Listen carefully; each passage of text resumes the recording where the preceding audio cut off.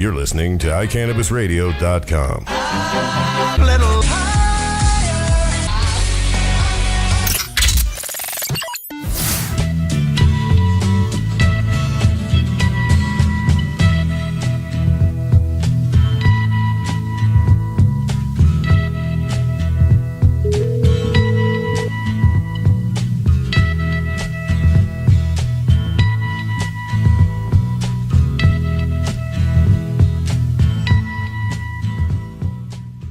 back to another episode. I never use that word. Episode of the Hemp Connoisseur Radio. In the studio today, I have Sam Isaacs. He's joined me on occasion, kind of backed up because Miss Samantha Walsh is in Vegas and not currently available to be on the show. That's okay. But that's all right, man. I got you in the studio today, Sam. How are you, David? I'm doing good. You know, it's been actually a stressful day. Has it? It's been crazy. I've been driving all over town because today we're at the printer today, and there's all these last minute things, no matter how prepared you are, that throw loopholes at you, that try to keep you from getting into your deadline. So it's like, you just have to push through it and get it done. And rush right into the studio, got on the mic, and it's like, hey, there, the show's starting. So, yeah, I know. So, I haven't quite caught my breath yet.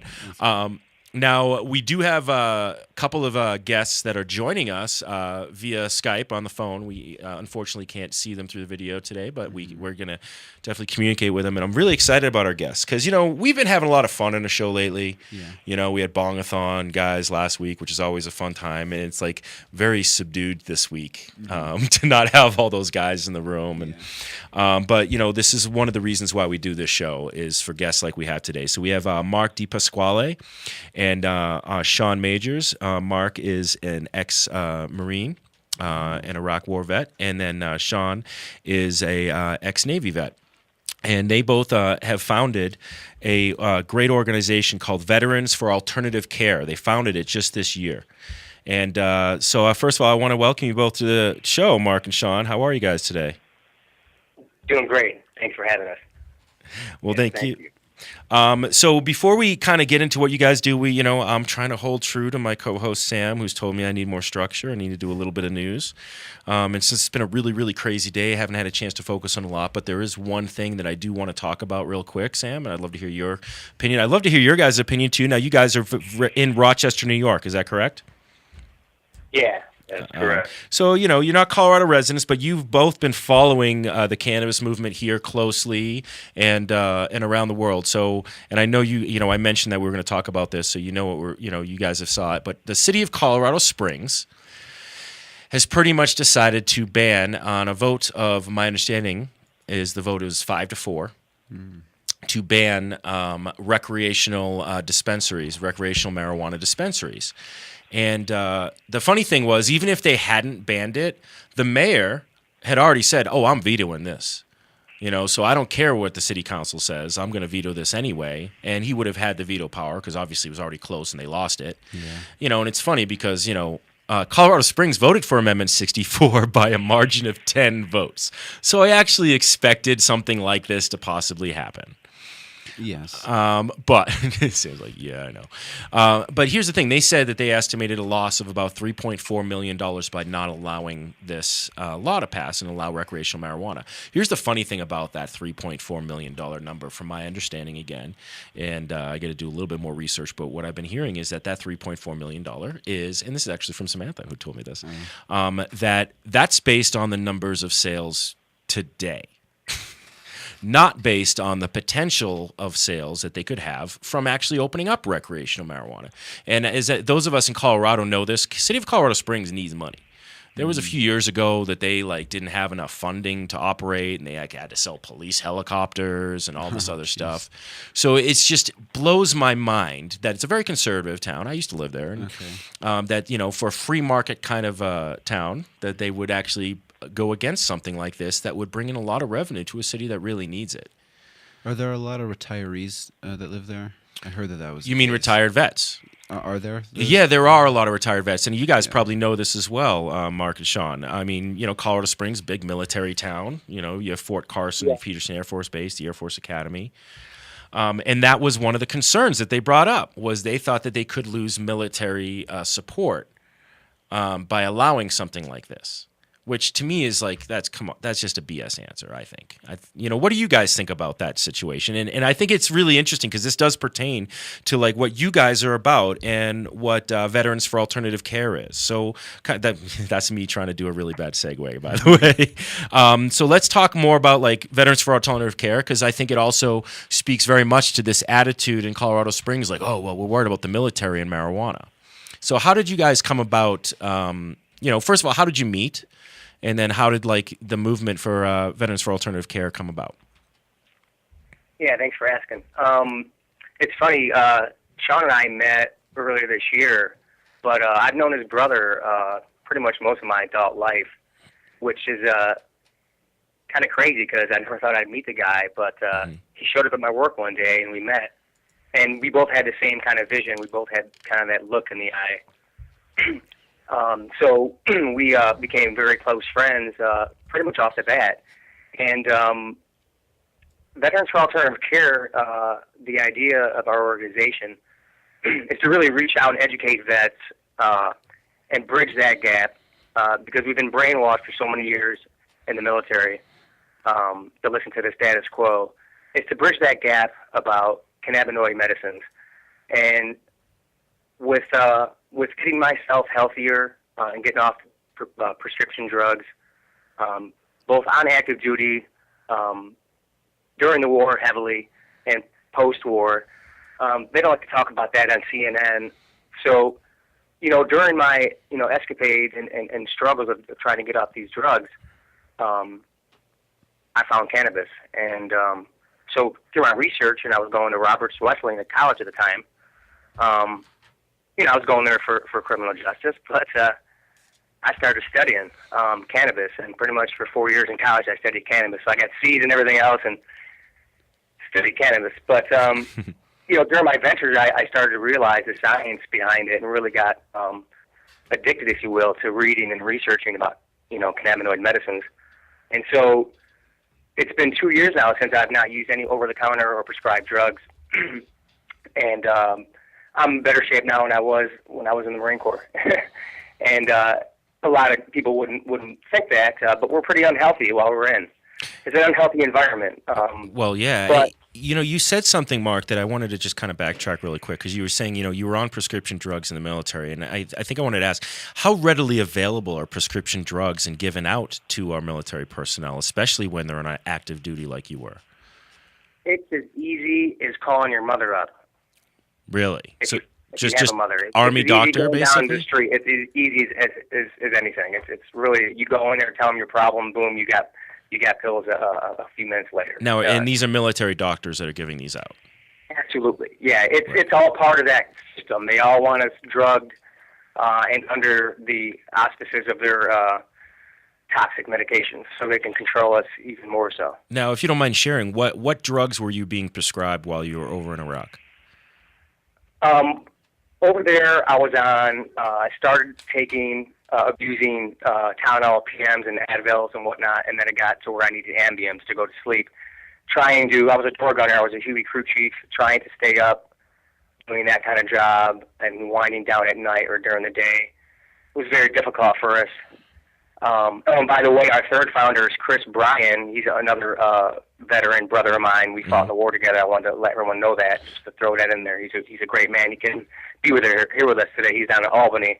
Mm-hmm. But we were under the influence of many drugs. But the ones that I was using was Ambiens, painkillers.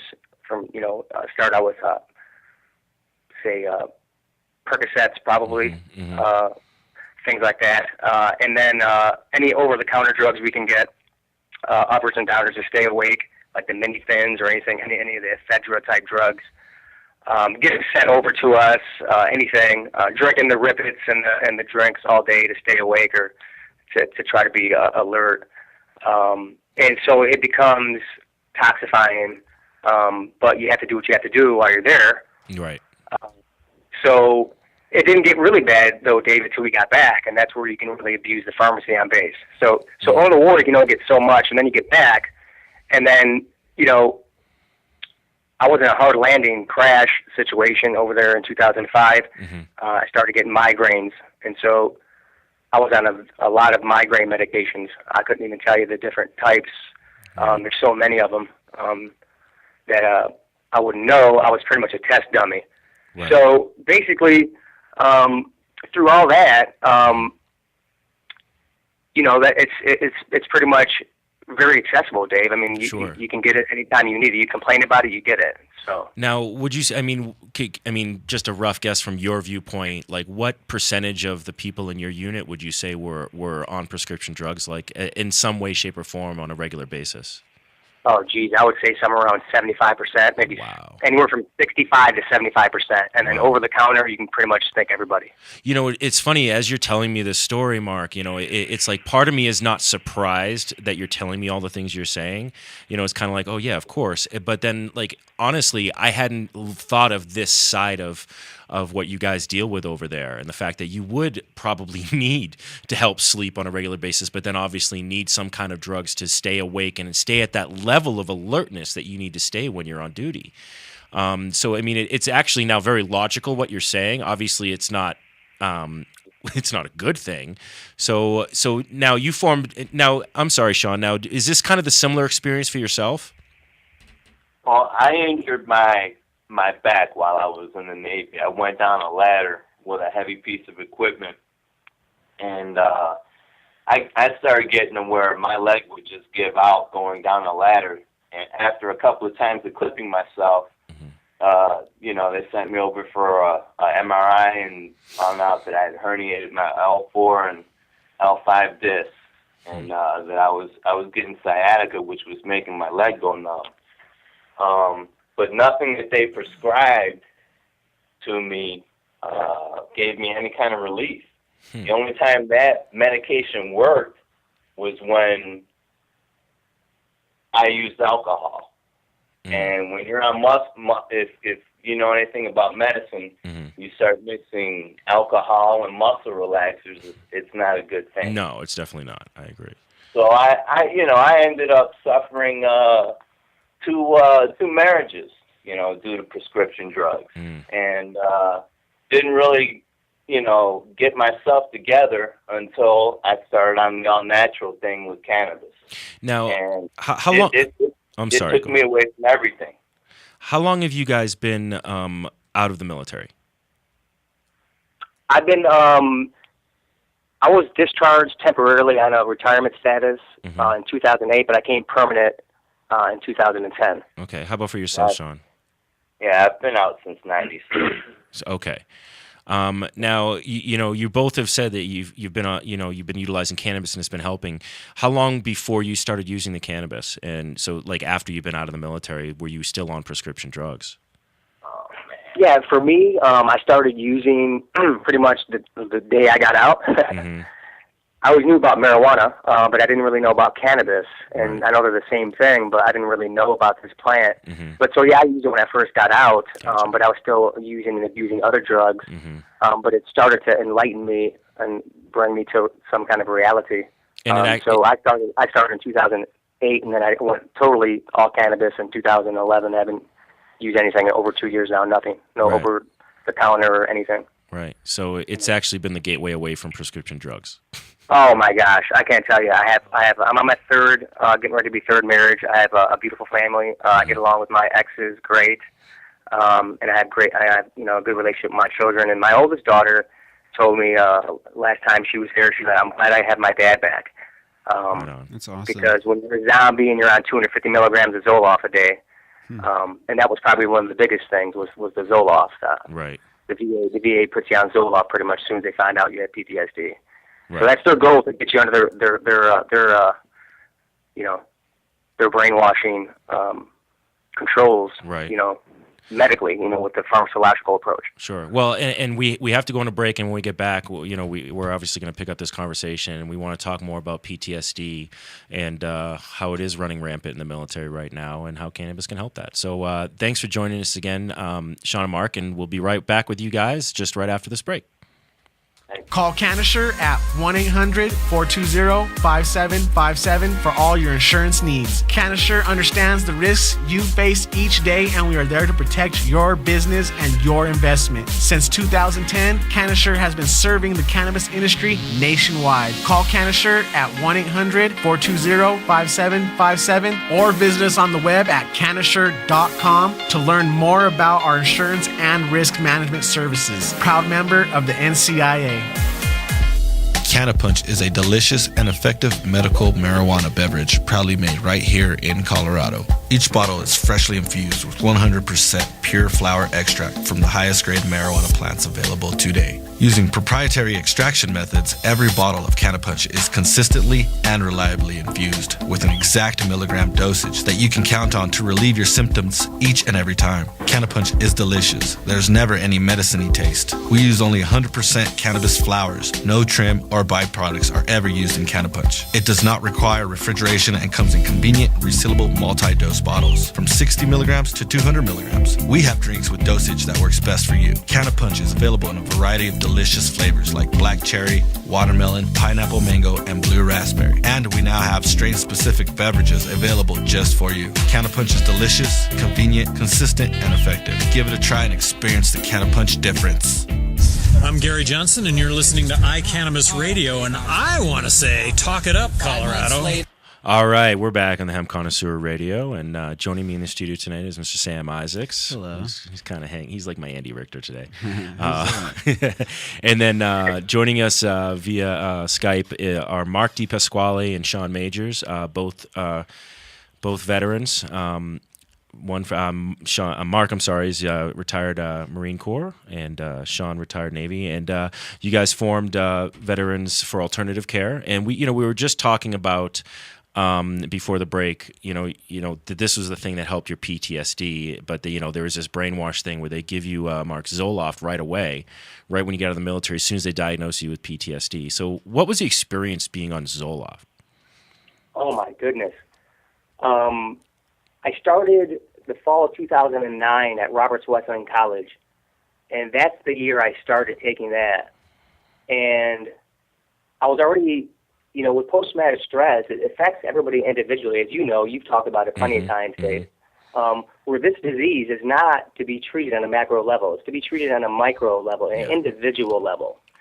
And so with me personally, what it did was it made filling up the suitcase that you can't fill up no more, you can't zip it, And what it did already with the problems I had with suppressing my emotions and what my experiences and nightmares and stuff like that, what it did was it just suppressed them more. So then when I did have an outburst, it was even that much more worse. I was basically suppressed to a point where it was zombie-like, and I put everything off as if it did not matter. Which is probably why your daughter said that she had you back after you got off of it. Oh, yeah, because she probably was literally like talking to her friends or, her mom, like, oh, man, my dad is really loopy. He's really out of it. And I could see why she would say something like that, So that's my experience with that. It went from like 50 milligrams a day to 250 milligrams a day. Wow. So that's a lot. Yeah, that is a lot. Well, and it's like it's taking the elephant in the room being PTSD, and instead of like paying attention to it, it's like trying to brush it under a carpet.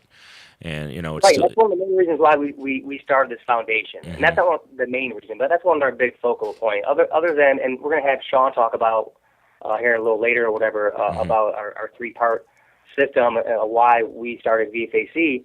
Well, more importantly, the education needs to get out there, right? So we're not on CNN, and we're not going to be telling people half the news. We're going to tell people the raw deal. We're veterans that are outspoken and ready to get beyond this prohibition because our health is more important. So we're all about education. We want to educate ourselves and others as this scientific results and all this good anecdotal evidence comes up. So we're right on board, and we have a very open mind about this plant. So we want other veterans to know about this because there's no reason why 18 to 22 veterans should be committing suicide. And all these drugs do is suppress it even worse. So a lot of vets are not going to talk about marijuana, but these veterans are going to, and we're here to stay. And so that's one of our main focal points. Well, and we talked about this actually when we spoke on the phone. I believe it was yesterday, or about Israel and the fact that they've been doing studies on cannabis and helping PTSD as well, and they're considered a very conservative country, even though they're one of our greatest allies.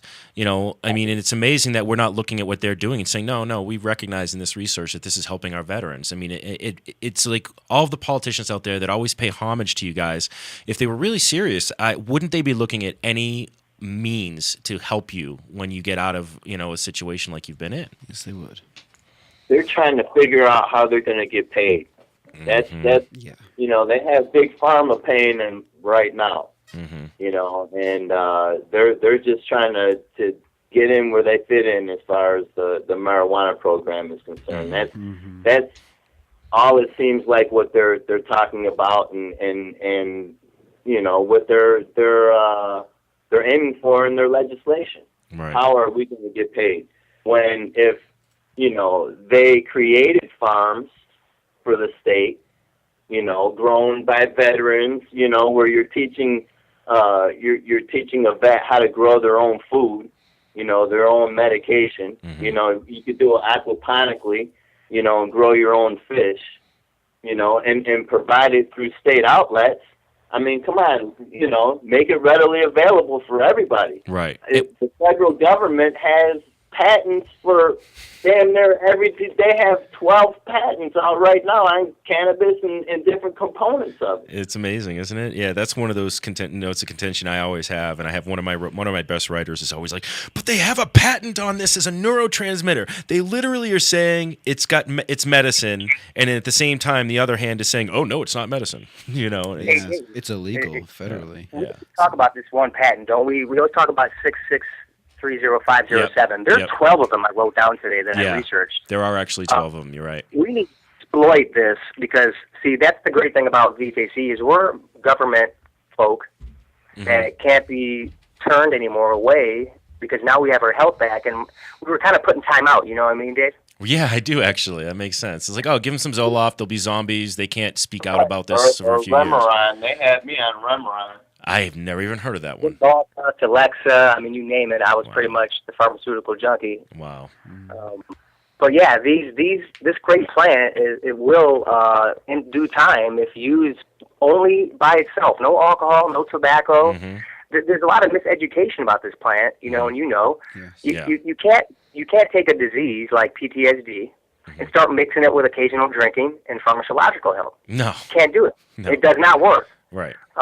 This is a plant that can deliver, as you know, multiple systems, from oils to drinks to everything that you can use. And so there's no reason why we can't use it to benefit us in all aspects. And so that's why everyone keeps talking about CBD and isolating things. That's not the way that we use medicine. The Chinese medicine is very clear. You use the whole plant. You eat the whole apple. You don't juice an apple. You eat the whole apple. Stop being lazy. We want to teach people that it's not what the government talks about with the ABCs with respects to vitamins and supplements. Right. We need to start teaching people it's about whole foods. You eat the celery. You don't juice it. You stop being lazy, peel an orange, and eat the orange. We're leaving out a lot of big, things when we talk about using cannabis. Like we don't talk about our health. That what we're eating with respect to using cannabis. So once you're in a better health and you use cannabinoid medicines, it works that much better. Right. So that's what we want to teach veterans because they want to be in shape, right? Right. You want to be up big at the gym and stuff, but then they're drinking at the bar, then they're popping the pills the next day because of the hangover, and then those things don't work. So cannabinoid medicine solely used by itself, I mean, Sean, I can't speak for him. He's been off drugs about 8 years now. 07. He hasn't taken anything over the counter, nothing Western since 07. Wow. And so, I mean, it's got to be doing something, right? Right. So, absolutely. Yeah. Well, and so now when did you started this organization just this year, right? Yeah. And what have you guys been doing in Veterans for Alternative Care up to this point? Because, I mean, obviously you're relatively new, so you need to get the word out. But have you been able to go and have you been able to speak to vets on like a large scale or a small scale? Or, what have you guys been doing to get the word out? Yeah, I'm glad you asked. We've been doing a lot of the grassroots stuff with respect to our organization because we want to launch this the right way, and there's really no right way about it. We want to be better and smoother about our transition into how we facilitate this program, because we don't want to give anybody the wrong idea about VFAC. Our organization simply and solely this is to not profit off of patients. We have veterans that and other patients that don't deserve to be treated the way they've been treated. Mm-hmm. So right now, our organization's kind of been a lot of activity with regards to lobbying. We've been lobbying New York State legislator. Sean and I and Chris were down there last month. And so we've been doing a lot of lobbying, a lot of activism via the internet and reaching out to veterans via Facebook and other things. But we haven't actually went nationwide or anything till today. So I appreciate you getting us out there. Absolutely. But we wanted it to be through the internet because we want people to know the truth, and that's what people are going to find. We find and educate ourselves through the internet. That's why this day and age we are who we are is because of the internet with regards to information. So that's what we've been doing. And so we're organizing and trying. We have a doctor on board, Dr. Pettis. He's kind of new in the industry. He's out of Massachusetts, UMass Medical School. He teaches there, and he's also the chief surgeon. No, he's not surgeon. Excuse me. He's one of the chief doctors there at Albany University Medical or St. Mary's Medical. St. Mary's Medical Association or St. Mary's Medical. I don't know. You're from Mass. You might know. But yeah, I so believe we're it's St. still in the Mary's. grassroots with regards to organizing and actually, being fit for our third part of it, and that's actually what Sean's going to talk about here in a little bit. Mm-hmm. Right now, it's just the education and kind of building more of outreach and stuff like that. Okay. All right. Excellent. Well, we can actually go ahead and take a break. It's a good time to do that, and then let's come back and let's hear from Sean on how you guys are going about doing that. All right. So the law offices of Edson, Mayton, and Matz provide criminal defense, medical marijuana defense, and advice about setting up and running medical marijuana centers, optional premises cultivation operations, and infused product manufacturing businesses throughout Colorado. With offices in Denver and Aspen, we can offer assistance throughout the entire state of Colorado. Give us a call at 303-831-8188. That's 303-831-8188. Or visit us online at warrenedson.com. Whether you are a commercial grower or cultivate as a hobby, No Dough Urban Garden Supply is Denver's first stop for your hydroponic grow needs. With a wide range of products including House and Garden, Botanicare, and Fox Farm, their knowledgeable staff can get you started on your first garden or help you with your well-established business. No Dough Urban Garden Supply is located in downtown Denver at 1330 27th Street, 4 blocks north of Coors Field near MMD of Colorado. They are open 6 days a week from 11 a.m. to 6 p.m. Call 303-296-3424 or visit them on the web at www.nodoughurbangardensupply.com. Green Faith Ministry is for spiritual guidance, MMJ information, and networking combined with compassionate care on the way to enlightenment with all Green Faith sacraments. Green Faith provides charity assistance, including medical and food throughout the year. Contact them at greenfaithministry.com. All right, we're back on the Hemp Connoisseur Radio, and joining us today are Mark DePasquale and Sean Majors from Veterans for Alternative Care. When we left, we were just talking with Sean. You were going to kind of take over and tell us what you're doing for your the FIT program for veterans. So I'd really like to hear what you guys are working on. Well, along with education and activism, what we want to do at VFAC is teach each veteran how to grow their own food and medication, like I said, aquaponically. Mm-hmm. I've been a part of the whole medical marijuana culture in California since '07, and I've received education in growing and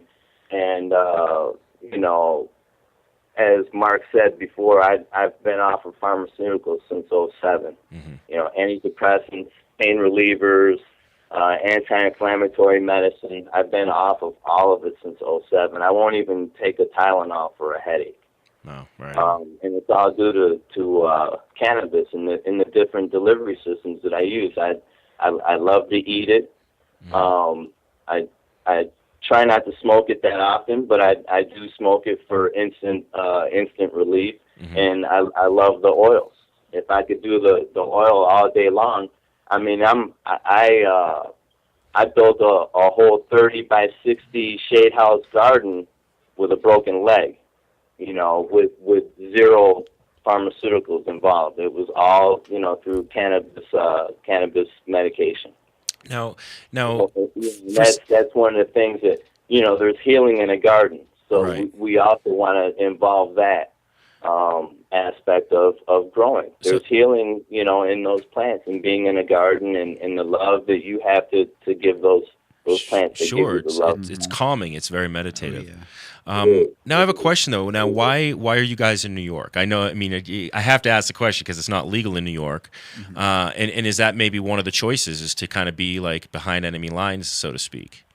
Well, you know, I came back to visit family, and I am going to tell you, I'm from a different culture. You know, since I was exposed to the medical cannabis culture back in 07. So I've lived that. I haven't had any worry. I've been a state registered patient out in California.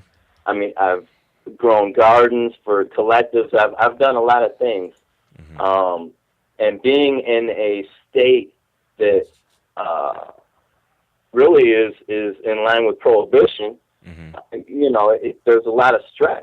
Sure. You know, I've noticed my PTSD kind of going a little up and down since I've been here, and I actually, you know, I told Mark that, you know, I would probably serve us better back out on the West Coast. You know, doing membership drives at the VA that I frequent in Loma Linda and up and down Southern California, because they're giving veterans drugs that, I mean,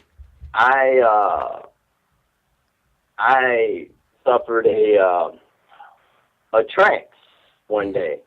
I was sleepwalking into my armoire. I pulled out a locked Desert Eagle 40 caliber pistol. I found my keys, unlocked it, and had it unfolded on my bed with no intention whatsoever when I woke up out of the trance. And, you know, I went into my physician, I gave him the pills, and I told him I don't want anything else out of this office. Right. I had no intention on hurting myself. I had no intention on hurting my family. And I had no intention, no odds against any neighbors or anything. Now, this was an Ambien incident? Unlocked and spread out on my bed. Wow. I want to know, and they couldn't give me an answer. And that was the last day I did any kind of pharmaceutical. Was this on Ambien? Because I know that's like well known for creating these kind of things. It was Remeron. Remeron, okay. It's only depressant called Remeron. That's just scary. I mean, it's like that's the side effect, you know. I mean, it's like why would that even be thought of to be prescribed to somebody if that was? I was the point on the reaction force team on my ship. Right. With a 45, I'm nasty with that type of weapon in my hand. Right. Well, that's the thing is, I mean, so you guys are getting rid of the weapon, I got rid of the prescription drugs that had me going into my armoire, my dressing, unbeknownst to any kind of, you know, recollection as to why. Wow. You know, I never had that issue before until the prescription drugs came into play. Wow. So they had to go. Yeah.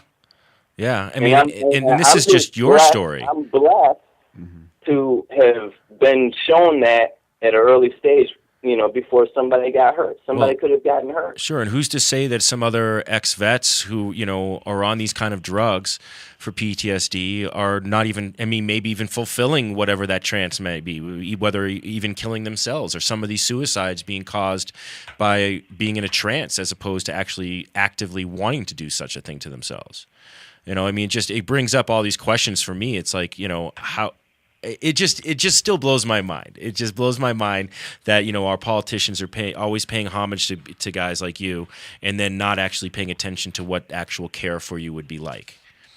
Oh, they're trying to lock vets up. Right. You know, as soon as I've been out since '96, I was part of Desert Shield. Mark's been out just recently, and you can't go to the VA for anything without them sending you through a regimen of questions that's going to trigger some kind of PTSD reaction in you, and they try to hold you for observation. They had me on they call it a behavioral health inpatient. I had a BHIP referral, and if I hadn't decoded, the code that was on my paperwork, I might have gotten just snatched out of society for 30 days. Wow. I bypassed that module. That's what they call it, Module 2. I bypassed that module, got my ID, my prescription, and I got the heck out of there. And they called me the next day and said, "Oh, you missed your Module 2 appointment." And I told them, I said, "I know what Module 2 was. I had a 15-year-old daughter at home that I was taking care of. I said, I cannot just disappear for 30 days with nobody knowing where I'm at, because you want to observe me." Right. Wow. And there are other friends of mine that have had behavioral health referrals just going in for a checkup. They're building prisons in Georgia right now for veterans that cause crime. Have you heard about that before, Dave? Have you looked into that? Has anyone looked into that before? I've never heard about that before, but now it's something that we're going to start paying attention to. I obviously, being on the outside of the military, I don't know a lot of the procedural things that you guys have to go through, and that actually brought up another question for me: is are you guys seeing any repercussions as of yet for creating Veterans for Alternative Care from the military? I mean, are you losing VA benefits by admitting that you're utilizing cannabis? Or No. I'm sorry, go on. No, I'm sorry. No, that was my question, actually. It's just like, you're not getting anything from the military yet or hearing anything from them telling you, hey, you need to stop what you're doing, or you could lose benefits. Yeah, I got to say, Dave, New York State's been decriminalized since 1977. Everybody knows that. But I got to say that they've held to that. I won a New York State Supreme Court case, and I told them I was a patient. I'm also a California patient as well. Right. But I told them that I was a patient, showed them my paperwork that wasn't from New York, and I won a New York State Supreme Court case and got my kid overnights in joint custody. Why? What's the difference? Yeah. I'm just I should be treated like anybody else. Right. Cannabis doesn't make people bad. You're bad because you're bad. Yeah, exactly. No, they haven't given us no problem. Okay, good. And my doctor actually has been pretty cool. She's from India, I believe, and she studied it for like 2.5 years, and she's like, "I'll see you next year," versus like, "I'd be there next week." So we got pretty good. We're gonna have some tough battles. I think we're gonna be able to, maybe if we're on the show here next year or whenever, a few months down the road, might be able to tell you some more stories, because we're getting more involved. We're down in lobby in New York State, and we're more active here in New York State, and so everybody knows us now. Right. And the governor of New York and the senators, they're fakes. I hate to say it, they're cronies. We went down there, Chris and I, and we tell it like it is. We sat there lobbying for this bill, and there was 5 veterans. And that's ridiculous. So our organization is it's a multifaceted thing. But we have to look out for our veterans, and so we want to grow. We want to educate, grow, and have veterans grow for other veterans, and be able to build that kind of bond again, and kind of get the health back into our veterans so they can get their life back. Now, what's been the response up to this point from the veterans you guys have been speaking to? Either they're really conservative, obviously, because you have to be pretty conservative to be in the military for the most part. And I don't mean that on all levels of conservatism. Sure. But relatively conservative. So it's been kind of like 50-50, and either some military members are really excited about it, or others are like, yeah, just some guy talking about weed. So it's really what it is. It's they don't know. It's the education. So we have a lot of work to do. We're doing a lot of Uncle Sams. That's what we are. We're multiple Uncle Sams that have been programmed and brainwashed for so many years, and so we're not going to believe anything unless a physician tells you, unless you graduated college. So. We're working on that. So we got some college degrees, and we got some people involved that have, more education. So people will obviously will take us seriously as a whole. So veterans are kind of brainwashed. So we're going to bring the science back into this, because that's what we need to do, because it's new, it's coming out every day, it's something to look to, and it's something that they got to stop lying to us about. So we want to expose the government, basically. Yeah, absolutely.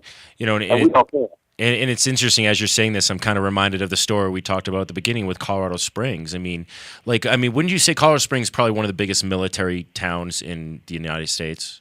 I mean, is that pretty safe to say? One of the biggest. That is crazy that they're actually going to ban that, because, as you know, PTSD is not on one of the medical conditions for actual PTSD. Right. So they're doing what Sean and I are just talking about. They're limiting cannabinoid medicines to veterans, because they know if we find out the truth, right, then it's a wrap, it's over with. And so that's what we're here. And we found out, we won't mention any names, that there's lobbyists out there that are pretty conservative. Mm-hmm.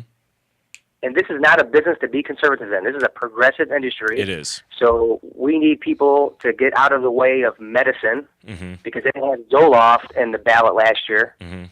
You know, they didn't have Zimbalta going through the New York State legislature. Yep. So get out of the business of medicine and get back to politics and let doctors take over, because Yeah. you know that's what they should be doing. You know, Well, that's their job. right. So it should be treated like anything else. Exactly. But, banning recreational dispensaries, the reason that bothers me the most when it comes to the military aspect of Colorado Springs is because while, as you know, in Colorado, PTSD is not on the list of, ailments that medical marijuana can be prescribed for. Now, there are symptoms of PTSD that you can get prescribed for, but not actual PTSD, which is kind of a goofy thing in my opinion.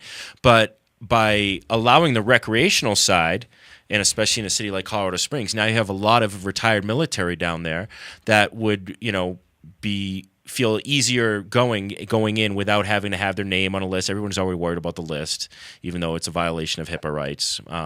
But there's a lot of ex-military out there that would be like, well, I can buy it because I'm over 21 now, because it's treated like alcohol. Well, now I can go in and get my PTSD treated without having to be on the medical marijuana registry. And so for them to take that away is almost like a slap in the wrist. And now it's like, oh, well, now you have to drive up to Denver if you want to buy it. And you know what? We all want to be good guys. Exactly. Mm-hmm. We all want to abide by the law, and we want to be good guys. But the federal government's stance on medical marijuana is having no medicinal value is absolutely false. Oh, absolutely. And they have patents that are registered that prove that. Oh man, Sean, I get just as angry. I can tell, like you're just like, are you? It's so. So now it's hard not to be incredulous. Is you're putting a whole lot of vets at odds with the government because of this. I love you and I hate you at the same time type of program. Yeah. They tell you I love you in one breath, and at the same time they tell you I hate you, and they're taking, medical marijuana prisoners. They're breaking up families. Kids are going to CPS behind this. This is absolutely crazy. There's law enforcement against prohibition. Oh, yeah. There's law enforcement that says, hey, man, we've got to put an end to this stuff. Yep. Well, it's it is amazing. But you know what? Actions speak louder than words. And in my opinion, our politicians' actions, for the most part, are saying that they really don't care about you guys. And because while their words are saying how they always pay homage to you. And it's just like, I think the rest of the country needs to pay attention to the fact that, like, look, we do care about our veterans, the citizens of this country. And I think we need to get behind you guys in this kind of a movement, so I'm going to mention this again at the end, but just for anybody who might be piping out, Veterans for Alternative Care has a Facebook page. It is Veterans for Alternative Care. I definitely recommend everybody liking them and checking out what these guys are up to. And I'm assuming they can contact you guys to volunteer through your Facebook page as well, correct? Yep, and VFAC@gmx.com as well, too, if any veterans don't want to be so public. We'll say that one more time.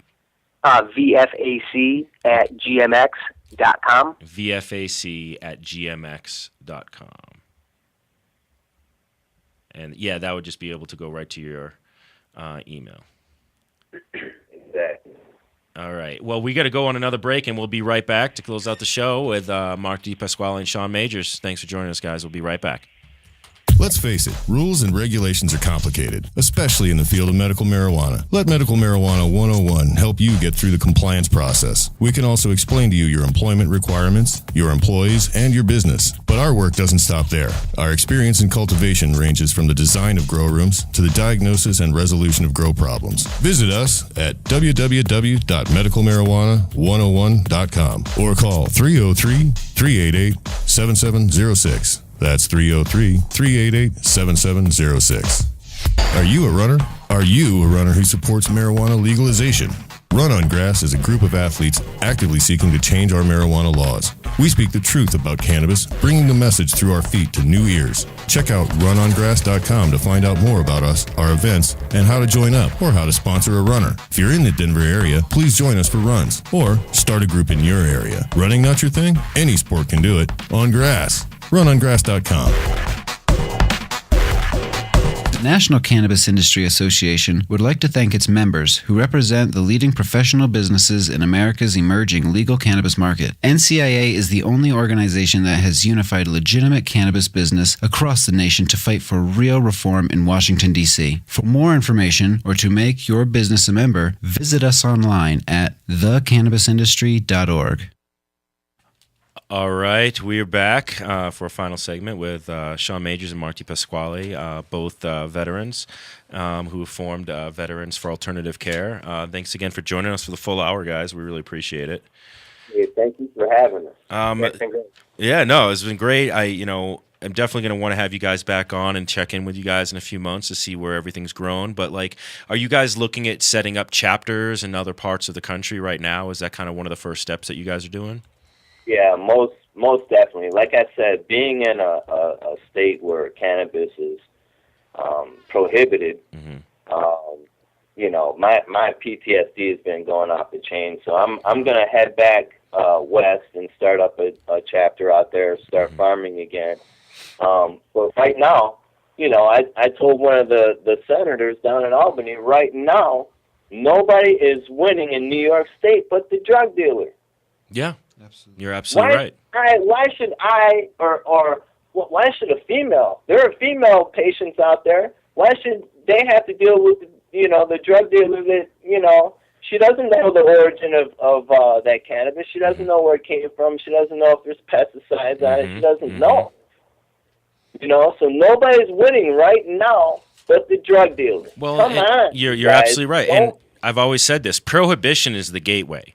If you're going to buy marijuana and from a drug dealer because you're on the black market, they're the ones who have access to other drugs. If you're buying it legally, that's all that's available. Hey, Dave, you know what what I don't like hearing is that drugs are illegal. That's a good point. That's the biggest lie ever. That's a very good point. Most drugs are very legal. You're right. All drugs are legal. We need to get out of our head out of the closet, the dark, whatever. You can go to your doctor and get any drug you want: amphetamine products, cocaine products, heroin products, opiates, all day long, uppers, downers, the whole 9 yards. Yep. We need to start being honest. We need to start being honest with ourselves, and that's what we're here to do. There's nothing more important than being honest, and in this industry, that's what we need. Is people to be honest, and that's what you guys are here for, to help people. We're not, that's what we're trying to do. We're really trying to get at the end of the day, see people well, and that's what we want to see our veterans well again and get their families back. Well, it's funny. At the end of the day, we're talking about a plant. It cracks me up. In a sad way, I would say that, you guys are talking about all these drugs that have been made in, by pharmaceutical companies in a lab, and obviously pushed through by the FDA in about a 3-year period of time with some limited testing. And yet they're saying after all these years of marijuana, it needs more study. And it's like, well, come on, dude. They've done their studying. Yeah. They've done more studying than I think that we know. That actually what they've done is they've covered their ass. With all these patents, it's clear that they've done their studies throughout the 60s, 70s, and 80s from Dr. Mushul on. So they're pretty well aware of what's going on. They're playing that we don't know role. So that's what we have to exploit that, and so we need people to step up and who better than a bunch of veterans? You can tell us no. Yeah, exactly. I mean, it's like, that's what I love is you guys are in a position where you can really force them to listen to you. Now, whether they follow what you ask them is another story, but the more publicity you guys get in showing that you're getting that message to these to the other veterans out there and growing this movement, there's going to come a point when they have to pay attention to this. Obviously, this movement is moving in a lot of aspects, and you guys are like a cog in that wheel. A piece of that puzzle, basically. We're legalized in Colorado, legalized in Washington, all of the states that are looking at legalization. All of this is part of that movement. But I just want to applaud you guys for taking it from the veteran standpoint and really, starting this movement on the on cannabis as a medicine for PTSD, or helping build up this movement. So it's a great thing that you guys are doing, and I want you guys to keep up the good work, and we're going to keep definitely follow you here at the Hemp Connoisseur for a long time, I hope. Well, thank you. We really appreciate it, and we're looking for volunteers or anyone to help out the cause. Anywhere, Colorado, any state, and we want to get in line. We're not going to stop until all 50 states have a farm, have some kind of organization set up for veterans, and that's what we want to do. So we're definitely going to be in touch, and we appreciate it, and we've learned a lot from your show, and we're going to continue to learn more every day. Well, right on. So, before we kind of wrap up the show today, Veterans for Alternative Care, this is Mark DePasquale, Sean Majors. You can go to their Facebook page, which is Veterans for Alternative Care, or you can email them directly if you would like to keep it more private. And if you're interested in volunteering or starting a chapter in a state near you, please go to vfac@gmx.com. And I know these guys will get back to you pretty quickly because they're ready to go. I mean, in fact, side note, Mark, you're the one who reached out to me to be on the show. And, and I felt really honored, actually, that you guys came to us to be on the show. And, it was great that we actually had an opening right away to get you on within a week of, from last show, because you called us last Thursday. It was meant to be, Yeah. And honestly, I'm going to be communicating with the manager of iCannabis Radio and see what other shows on our station we can get you guys on, because, we have a lot of listeners that listen to all of the shows, and we have some that listen to each one individually. So I want to make sure we get the word out there. I tell you what, either one of our stories could have ended tragically. Yeah. We're both here because of cannabis. That's our common thread. That's where our blood ties are. And, we just want to see that number dissipate. 18 to 22 vets commit suicide daily. That's horrifying. It is. It's amazing. And people don't think of that number. It's like 18 to 22 a day. It's insane. A day. Is that faster than the amount of casualties in the war when you space it out?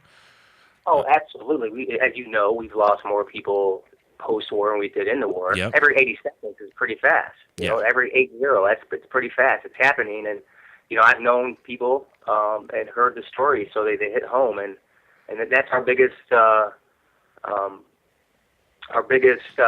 mountain to climb is to really dissipate that number to where everyone can get this plant. Because if I believe in my heart, at the end of the day, you use this plant not for a day, not for a week, but you use it for the rest of your life. It's going to change you. And so the numbers will go away. Our vets need their lives back, period. Yeah. And you know what? It's a cheap, easy alternative compared to everything else out there to help them. I mean, I love the idea that you guys have of the gardening and helping them in a meditative aspect, not just using it as a medicine, but creating their own medicine. And being responsible for taking care of yourself, that also helps you kind of recover, is the way I would think about it. Is, it's helping your self-esteem, it's helping you feel calmer, that you're actually taking control of your life by creating your own medicine. I think that's immensely valuable. And I'll tell you, if you can grow cannabis, you can grow anything in the world. You can grow any food, any fruit, any whatever you want to grow. Yeah. If you learn how to grow cannabis and grow good medication, you'll grow anything that you'll need to survive in life. Yeah, I would agree with that. I guess I'm glad you said that at the end, good medication, because, it's not hard to grow cannabis. It's hard to grow good cannabis. Right. We coming to that, Dave. All the time. Yeah, exactly. So thanks again, guys. Once again, guys, Veterans for Alternative Care. Go to their Facebook page, like them, communicate with them, find out what's going on from Mark and Sean. Communicate with them through vfac@gmx.com. These guys need volunteers, and it's an awesome movement, and I really, I'm very happy to have you guys on the show. We have to do a little bit of shameless self-promotion ourselves tonight to finish up the show. I want all of our listeners to please pay attention to our other shows out there. We got some great lineups. We have Sexpot Radio. That is it doesn't say the date, Tuesday from 6 to 8. We have In the Lab with Jennifer. I'm going to let you guys say this. You know the programming better. Go for it, Sam. Off the top of my head, it's from 3 to 4, and then Georgia's from 7 to 8, and Georgia's from 7 to 8 on what day? It's on Mondays. That's on Monday. It's on Mondays. Yeah, we have to say that. JDR is always on. It's on every day, Monday through Friday, JDR, 11 to 1. That's right. And then on Tuesday, Sexpot. Wednesday is nothing. Thursday is this, the Hemp Connoisseur. Thursday is this. So if you didn't know that, you were listening to us today at 4 to 5. 4 to 5. Also, just to let everybody know, the new magazine is at the printer, so you look for it in your local dispensary here in Colorado in the next week. That's the Hemp Connoisseur. Yeah, that would be the magazine. Yeah, the Hemp Connoisseur magazine. And we have still looking for a few more entries, but they are filling up fast for the Hemp Connoisseur Championship for judges and medicine. So everybody out there, this is considered the gold standard of cannabis championships. 30 days to try the medicine, so you get a proper assessment. Our judges, by the way, I don't know if I mentioned this on the radio, we hook them up. We actually are holding a wake and bake brunch for them the last Sunday of September, serving them brunch and educating them as they're enjoying this awesome brunch on how to be better judges of cannabis, whether it be flower, concentrates, edibles. I'm actually going to be the one speaking on edibles because that's kind of what I do. Nice. And then that's the day they get their medicine. You get 30 days in October to try it, and then we have our party on November 2nd. We're working on who the big act is going to be. I cannot say who it is yet because we haven't finished the deal, but I guarantee you're going to really want to be at this show. It's going to be an experience of a lifetime. Just one of those bands that you're like, oh, I have to see these guys. It's a bucket list band. It's a bucket list band. Okay. That's what I'm going to say about it. And that's all I'm going to say. Because if I'm wrong and that this deal doesn't happen, then I'm going to look like an idiot. So anyway, we are not sure if we're going to do a show next week or not because we're getting ready to go to Bongathon. So if we do a rerun, it is going to be our Bongathon guys because that was a fun show. If not, we may just have them on again, but I think they're actually not going to be able to be on. So that's why we're talking about doing the rerun. But check it out. If you haven't listened to the Bongathon show, we'll do that rerun next week, and it's a fun show. And then we'll be back on the air the next week. So thanks again for listening to Hemp Connoisseur Radio. Thanks again to my guests, Marty Pasquale and Sean Majors from Veterans for Alternative Care. Those guys are awesome, and I really want to see that nonprofit grow and explode very quickly. It really needs to. Oh, they're still on. Right on, guys. I didn't realize. Yeah, we're not going anywhere. Right on, guys. Well, thanks again to you guys. You guys are awesome. We'll definitely have you guys on again to check in with you, and we're going to talk probably offline in a little bit anyway because there's some more things I want to talk to you guys about. So until next time, thanks for listening to Hemp Connoisseur Radio. Peace, love, and hempiness.